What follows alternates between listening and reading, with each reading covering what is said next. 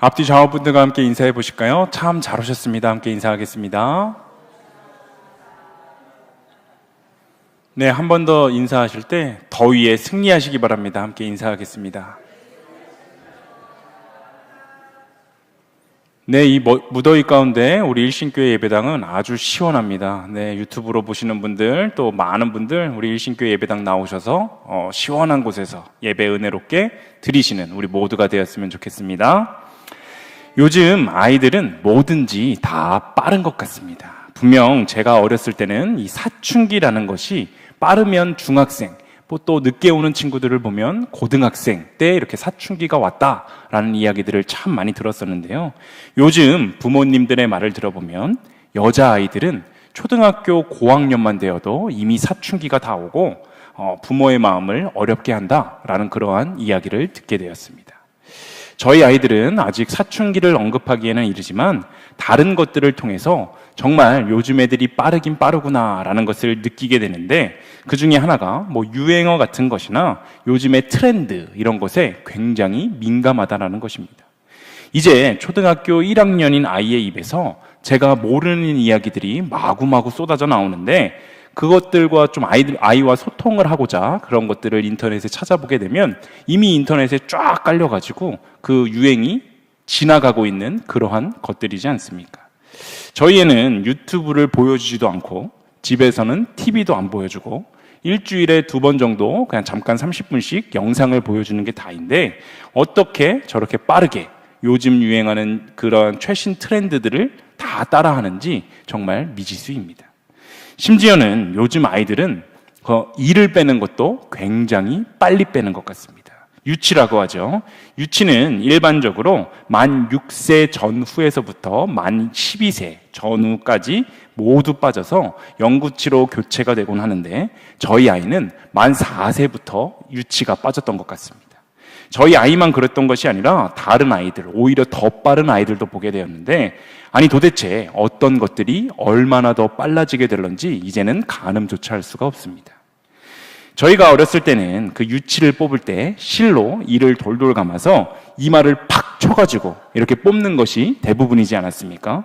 물론 제가 어렸을 때에도, 제가 나이가 엄청나게 많지 않으니까 제가 어렸을 때에도 치과에 가서 이렇게 이를 뽑는 일들이 있었지만, 그러한 것은 정말 최후의 수단이었고, 보통은 자기 집에서 이를 뽑는 각자의 독특한 방법을 통해서 그 이를 뽑곤 했습니다. 누구는 실을 문에다가 걸어놓고 문을 열어가지고 뽑기도 하고 다양한 방법들이 있었는데, 아이들끼리 이를 빼고 나서 이제 학교에 와가지고 나는 어떻게 이를 뺐다 이러면서 이야기하는 것들도 있었습니다. 근데 그 이를 빼는 게 너무나도 무서워서 말하지 못하고 꽁꽁 숨기다가 빠지지 않은 이 아래에 새로운 이가 밀고 나와서 덧니가 생기기도 하고 부정교합이 생기기도 합니다. 아무리 무섭다고 하더라도 시기에 잘 맞게 그 유치들을 잘 뽑아내야 하는데, 괜히 그 시절이 무서워서, 그 시절에 이를 뽑는다는 것이 너무나도 무서워서 이 뽑는 시기를 놓친 사람들이 커서 교정을 하면서 드는 그 엄청난 비용과 고통으로 인해서 아주 더 큰 무서움을 경험하게 되는 것을 주위에서 많이 보게 됩니다. 요즘 저희 첫째는 여기저기 이가 흔들리고 이를 뽑는 시기인데, 실로 묶어서 이를 뺀다, 아빠 엄마는 다 그렇게 했다라고 이야기를 하면 아주 덜덜 무서워 떱니다. 지금 6개의 이가 빠졌는데 치과에서 4개의 이를 뺐고 집에서 제가 손으로 직접 2개의 이를 뽑아주었습니다. 실로 빼는 것보다 아빠가 손으로 뽑아주는 게 더 낫겠다라고 이야기를 해서 제가 이렇게 휴지를 대고 아랫니를 하나 뽑아주고 또 휴지를 대고 윗니를 이렇게 쑥 뽑아버리고 이렇게 2가지를 하게 되었습니다. 물론 이를 뺄 때 얼마나 무섭습니까? 그 공포와 고통이 어마어마하지만 분명한 것은 그 빼야 하는 이를 계속해서 나의 입속에 달고 있는 것보다 무섭지만, 딱 눈 한번 감고 그 이를 뽑았을 때 그때의 시원함은 굉장히 크다라는 것입니다. 오늘 본문 사무엘하 1장은 바로 다윗에게 앓던 이가 빠지는 기쁨과 시원함, 아니 그보다 훨씬 더 큰 시원함으로 시작하고 있는데, 너무나도 오랜 시간 동안 자신을 죽이려고 안간힘을 썼던 그 사울이 죽었기 때문입니다. 다윗이 사울 왕이 자신을 죽이려는 것을 피해서 도망 다녔던 것만 그 성경학자들은 일반적으로 약 10년 정도가 된다라고 이야기를 하는데, 이 10년이란 기간은 결코 짧은 시간이 아닙니다. 사무엘상 19장부터 31장 전체가 다윗이 사울의 위협을 피해서 도망 다니는 내용일 정도로 그는 사울이 죽기 전까지 여러 곳을 옮겨 다니는 인생을 살았는데, 변변한 삶의 처소가 있었던 것도 아니라 굴과 광야를 그저 떠돌이 신세로 떠돌아다녔습니다. 이렇게 사울로 인해서 고생을 했으면 다윗은 당연히 사울이 죽었다는 그 소식을 듣고 나서 기뻐하고 통쾌해야 하는 것이 당연한 이치이지 않습니까? 그런데 오늘 본문 12절에 보면 이렇게 이야기하고 있습니다. 우리가 12절을 함께 읽어보겠습니다. 함께 읽습니다. 사울과 그의 아들 요나단과 여호와의 백성과 이스라엘 족속이 칼의 죽음으로 말미암아 저녁 때까지 슬퍼하여 울며 금식하니라. 아멘. 지금 다윗은 사울의 죽음의 소식을 듣고도 기뻐하거나 즐거워하기는커녕 안도하는 모습조차 보이지 않고 있는데, 심지어 자신이 이끌던 무리들과 함께 사울과 요나단의 죽음으로 인해 슬퍼하며 울며 금식했다라고 말하고 있습니다. 게다가 17절 이유를 보면 그는 사울과 요나단을 위해 조가를 지어서 유다 족속에게 가르치도록 명령을 했는데, 이렇듯 다윗은 자신을 정말 지독하게 괴롭히고 죽이려 했었던 그 원수 같은 사울의 죽음 앞에서 슬픈 척을 했던 것이 아니라 진심으로, 그의 마음 깊은 곳에서 진심으로 그것을 슬퍼했다라는 것을 우리는 알게 됩니다. 이렇게 다윗이 자신의 원수와도 같았던 그 사울의 죽음을 대하는 모습은 현실에서 큰 문제가 해결이 되었을 때 보통 사람들의 모습과는 굉장히 다릅니다. 어떻게 다윗은 이렇게 행동할 수 있었을까요? 다윗은 사울을 늘 여호와의 기름 부은 자로 인정을 했습니다. 이미 앞서 두 차례나 사울을 무방비 상태에서 죽일 수 있는 기회를 다윗은 맞이했었지만, 그는 여호와의 기름 부음 받은 자를 치는 것은 여호와께서 기뻐하지 않고 여호와께서 금하시는 일이다라고 이야기하면서 그 기회를 날려버렸습니다. 그가 그러한 결정을 할 수 있었던 것, 그것은 언제나 나 중심의 생각이 아니라 하나님 중심의 생각을 그랬기에 가능했던 일이었습니다.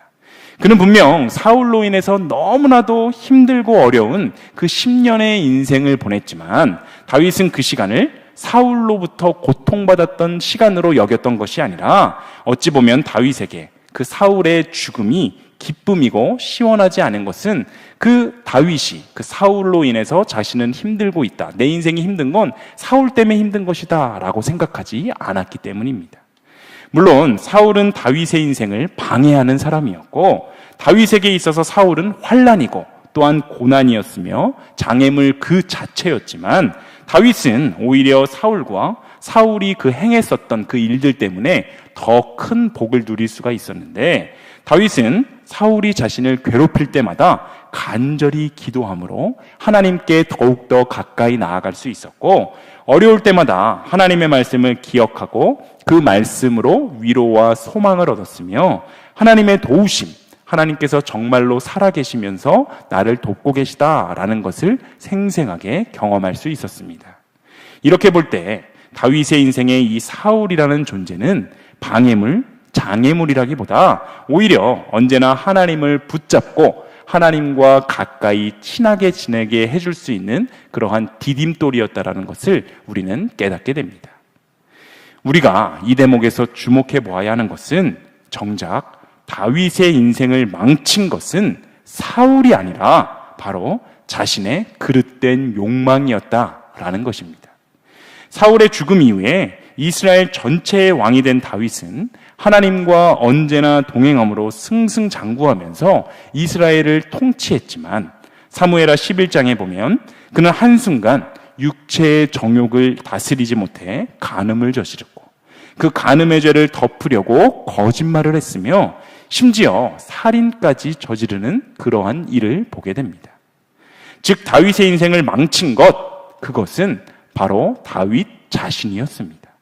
자신 안에 여전히 남아있던 그 타락한 죄의 본성이 다윗의 마음을 장악하게 되었고 하나님 말씀으로부터 멀어지게 만들어서 그가 계속하여 죄악을 저지를 수밖에 없게 만든 것이었습니다. 분명 자신을 괴롭히고 고통스럽게 했었던 그 가시, 엄청난 가시였던 사울이 죽어 없어졌음에도 불구하고 다윗의 인생은 더욱더 찬란해지고 평안이 넘쳐나게 된 것이 아니라는 것, 바로 이 점을 우리는 눈여겨보아야 합니다. 결국 다윗의 인생을 결정하는 그분은 하나님이셨습니다.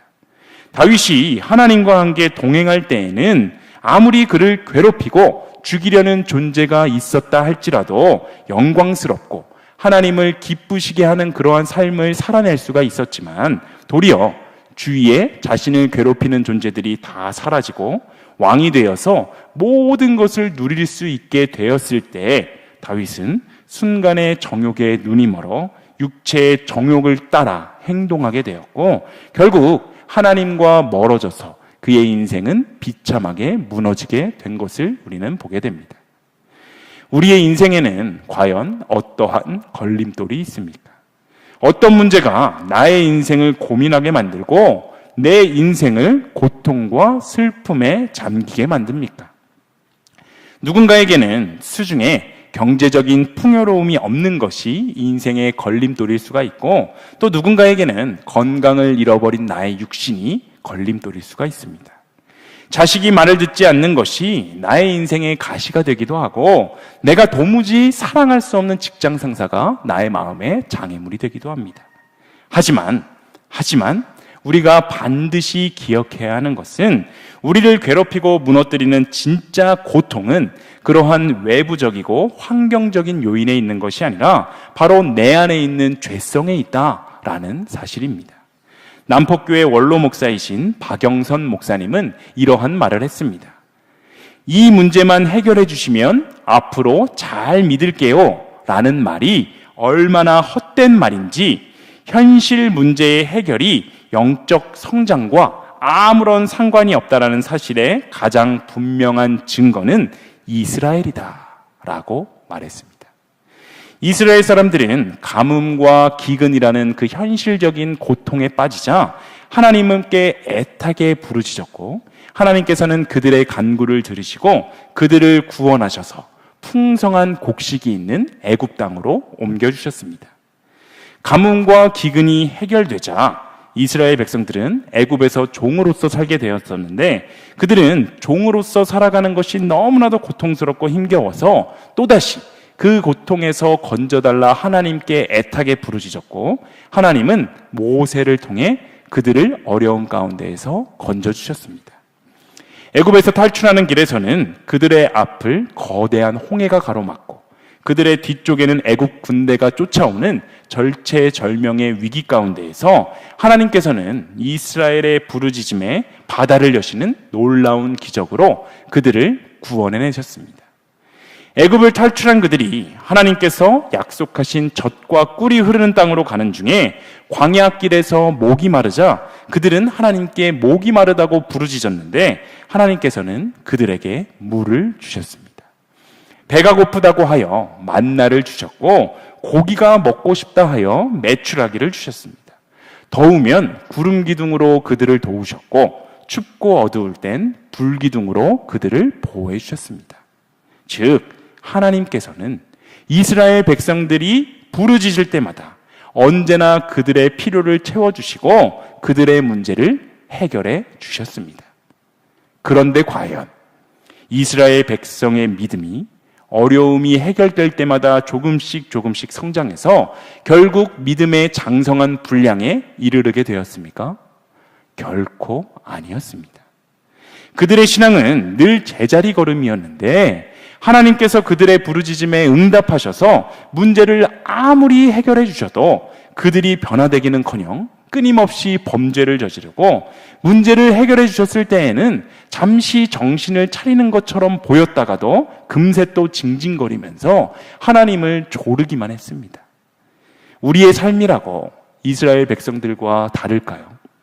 만약 당장 우리의 삶에 산적해 있는 가시와도 같은 그 어려운 문제가 해결이 된다면 우리의 인생이 정말로 하나님만을 온전히 섬기며 참된 평안을 누리며 살아갈 수 있겠느냐라는 말입니다. 그렇지 않습니다.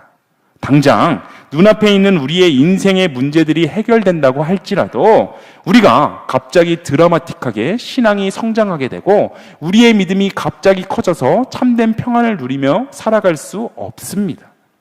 우리가 현실을 살아가는 한 이 현실의 어려움과 고통이 잠깐은 사라지게 될지도 모르지만 이 세상을 떠나갈 때까지 다른 모양으로, 여러 모양으로 고통의 문제는 끊임없이 우리의 인생을 괴롭히고 어렵게 할 것이기 때문입니다. 현실의 고통은 우리가 겪는 고통의 본질이 아닙니다. 눈앞의 어려움이 우리의 인생을 망치는 것이 아니라 우리의 고통의 근본은 바로 우리의 죄 때문에 우리가 고통받는다라는 사실을 우리는 분명하게 깨달아야 합니다. 우리의 병들었던 육체가 깨끗하게 나음을 얻는다고 해서 하나님을 더욱더 사랑하게 되지 않습니다. 우리가 지금보다 가진 재물이 많아져서 넓은 집에 살고 좋은 차를 끌고 다닌다고 해서 우리의 믿음이 갑자기 성장하게 되지 않습니다.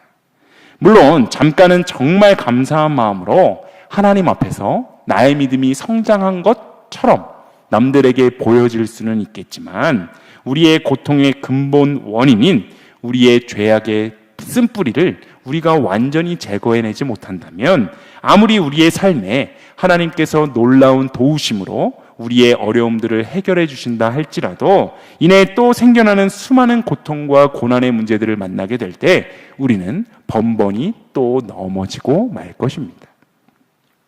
우리의 인생의 진짜 문제, 그것은 바로 죄의 문제입니다. 이 죄를 해결하는 것이 우리의 인생을 진정으로 복되게 하며 참된 평안을 줄 수가 있는데 죄를 해결하는 유일한 답, 그것은 예수 그리스도의 복음이며 오직 예수 그리스도의 십자가만이 유일한 해결책임을 믿으시기를 소망합니다. 바로 이 복음으로부터 모든 거룩한 변화가 시작되며 모든 은혜와 기쁨이 충만하게 됩니다. 우리는 예수 그리스도의 복음으로 하나님께 나아갈 수 있게 되고 하나님의 자녀가 되는 특권을 누리게 되며 성령 충만으로 그 모든 죄를 이기고 성경에 약속된 모든 은혜와 복을 누릴 수가 있게 되는 것입니다. 예수 그리스도의 십자가 복음을 진정으로 믿음으로 하나님께서 부어주시는 큰 은혜와 복을 누리며 살아가는 우리 모두의 인생이 되시기를 소망합니다. 그런데 더 중요한 것이 있습니다. 더 중요한 것은 우리가 복음으로 성령 충만한 삶을 살며 은혜와 복을 누리는 것, 이것에 만족하는 것이 아니라 바로 그렇게 거룩하게 구별된 삶의 모습을 나의 현실에서, 나의 삶의 현장에서 살아내면서 많은 이들에게 하나님의 살아계심을 증거하는 것, 바로 이것이 우리들에게 너무나도 중요한 사명입니다. 오늘 본문의 다윗이 바로 그러한 인생을 살아냈습니다. 물론 육체의 정욕으로 인해서 큰 죄를 범했지만 죄를 진심으로 깨닫고 뉘우쳐서 하나님 앞으로 돌아왔던 다윗은 남은 평생을 하나님을 기뻐하게 하는 그러한 삶을 살아냈습니다. 다윗은 하나님을 그저 현실 문제를 해결해 주시는 그러한 수단으로 사용했던 것이 아니라 하나님을 진심으로 사랑했고 하나님을 진심으로 경외했는데, 그래서 그는 하나님께서 기름 부어 세우신 그 사울이 죽었을 때 그 사람이 자신을 괴롭혔었던 그 가시와도 같은 존재였음에도 불구하고 기뻐하고 즐거워했던 것이 아니라 하나님이 세우신 왕이 죽었음에 진심으로 슬퍼하고 애통할 수 있었던 것입니다. 사울이 죽고 나면 기름 부음을 받았었던 자신이 이제 이스라엘의 왕이 되어서 막강한 권력을 누리며 살아갈 수 있다라는 것을 다윗이 결코 모르지 않았을 텐데, 그는 자신이 높임을 받는 것보다 하나님의 이름이 모욕받지 않는 것을 더욱더 원했기 때문에 하나님께서 기름 부어 세우신 그 왕을 죽였다라고 주장했던 그 청년을, 오늘 본문에 등장했던 그 청년을 칭찬하기보다 오히려 죽음이라는 엄중한 벌을 줄 수 있었던 것입니다. 다윗은 언제나 하나님 중심으로 이 세상의 모든 일들을 판단했고 하나님이 기뻐하시는 그 일을 선택했기 때문에 결국에는 하나님의 사랑을 실천하여 원수와도 마찬가지였던 그 사울까지도 사랑해낼 수 있었던 것입니다. 그러므로 우리가 반드시 기억해야 하는 것은 우리 인생의 진짜 어려움과 고통은 우리 앞에 지금 닥쳐온 그러한 현실적인 어려운 문제들이 아니라 하나님을 우리가 잃어버리게 되는 것이며 죄 가운데 거하게 되는 것이다 라는 사실입니다. 즉 거룩해야 하는 하나님의 자녀인 바로 우리들이 거룩을 잃어버리고 죄 가운데 거하게 되는 것, 이것이 우리 인생의 진짜 고통이며 진짜 문제라는 것입니다. 다시 한번 강조하지만 우리 인생의 진짜 고통의 문제, 거룩을 잃어버리고 죄 가운데 거하는 것을 해결할 수 있는 유일한 방법은 예수 그리스도의 십자가 복음입니다. 내 인생을 나의 힘으로 살며 내가 내 인생의 주인으로 살아가는 그러한 인생이 되는 것이 아니라 하나님 앞으로 나아가서 하나님께 나의 인생을 온전히 내어 맡기고 죄를 이겨내는 것, 즉 거룩을 회복하는 것이 바로 우리의 인생의 모든 어려움들을 해결하는 유일한 방법이라는 것입니다. 이 거룩을 회복한다는 것, 이것은 어려운 일이 아닙니다. 그저 예수님 안에 거한다라는 것입니다. 예수 그리스도의 십자가를 의지하여 구원을 받은 성도가 하나님과 함께하며 하나님 말씀 안에서 성령의 도우심으로 살아가는 것이고 매일매일 예수님을 더 사랑하고 매일매일 조금씩 예수님을 닮아가는 바로 그러한 삶이 우리가 거룩하게 되는 것입니다. 여러분, 거룩해지기 위해 힘쓰시는 여러분들이 되시길 소망합니다. 나아가 우리는 거룩한 가정, 거룩한 교회를 세워나가기에 최선을 다해야 합니다. 교회를 망하게 하는 것, 그것이 과연 무엇일까요? 크고 빛나는 십자가가 없는 것이 교회를 망하게 하는 것이 아니고 실력 있는 찬양팀이 없다고 교회가 망하는 것이 아니라 비싼 음향 장비가 없다고 교회가 망하는 것이 아니라 바로 거룩을 잃어버린 교회, 그 교회는 망하고 말 것입니다. 그러므로 가장 먼저 우리의 예배가 거룩해져야 합니다. 사람이 드러나고 사람이 듣기 좋은 말씀이 선포되는 것이 아니라 예배 가운데 오직 하나님의 임재가 드러나고 진정한 복음이 선포되어야 합니다. 또한 우리의 기도가 바뀌어야 합니다. 나의 눈앞의 괴로움의 해결만을 위해 기도하며 주님을 찾는 것이 아니라 먼저 그의 나라와 그의 의를 구하며 더 높고 위대한 것을 위해 기도할 수 있어야 합니다. 여전히 죄악된 세상에 속해 있는 내가 이 세상의 마음을 뺏기지 않고 하나님과 동행함으로써 죄를 이기고 승리하며 살아갈 수 있게 해달라고 기도할 수 있어야 합니다. 또한 우리의 삶의 모습이 거룩해져야 합니다. 주일에 교회에 나와서 예배드리고 간다라는 것으로 나의 신앙생활의 모든 것을 다했다라고 생각하는 것이 아니라 우리의 말과 행동이 정말로 거룩해져서 정말 내가 속해 있는 공동체가 나의 거룩함을 통해서 하나님을 알아가게 되고 나의 행동이 예수님의 살아계심을 증거하는 그러한 모습이 될 수 있도록 우리는 그러한 삶을 살아낼 수 있어야 합니다. 우리의 인생이 날마다 하나님의 말씀을 붙잡고 더욱더 거룩하기 위해 몸부림치는 그러한 인생이 되기를 소망합니다. 우리의 그 몸부림이 때로는 넘어지고 쓰러지며 실패로 돌아갈 때가 참 많겠지만 그럼에도 불구하고 우리를 여전히 사랑해 주시고 우리를 격려해 주시고 오늘도 거룩하게 살아보려고 몸부림치는 우리를 어여삐 여겨주시는 주님을 신뢰하며 한 걸음 한 걸음 거룩을 향해 나아가시는 일신교회 모든 성도님들이 다 되시길 간절히 소망합니다.